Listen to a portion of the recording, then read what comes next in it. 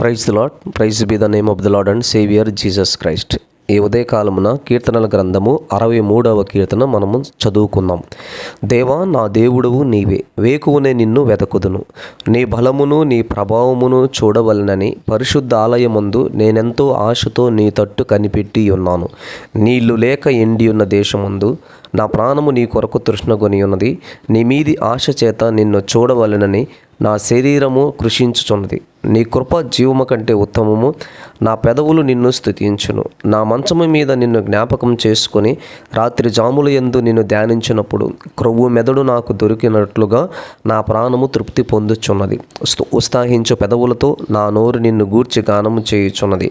కాగా నా జీవిత కాలమంతయు నేను ఎలాగున నిన్ను స్తుతించెదను. నీ నామమును బట్టి నా చేతులెత్తెదను. నీవు నాకు సహాయుడివై ఉంటివి. నీ రెక్కల చాటున శరణుజొచ్చి ఉత్సాహధ్వని చేసెదను. నా ప్రాణము నిన్ను అంటి వెంబడించుచున్నది. నీ కుడి చెయ్యి నన్ను ఆదుకొనుచున్నది. నా ప్రాణమును నశింపచేయవలనని వారు దాని వెదకుచున్నారు. వారు భూమి కింది చోట్లకు దిగిపోవుదురు. బలమైన ఖడ్గమునకు అప్పగింపబడుదురు. నక్కల పాలవుదురు. రాజు దేవుని బట్టి సంతోషించును. ఆయన తోడని ప్రమాణం చేయు ప్రతివాడును అతిశయిల్లును.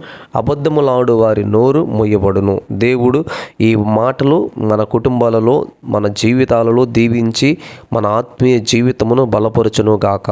అందరికీ వందనాలు. God bless you all. మరిన్ని వీడియోల కోసము మీరు చూస్తూనే ఉండండి.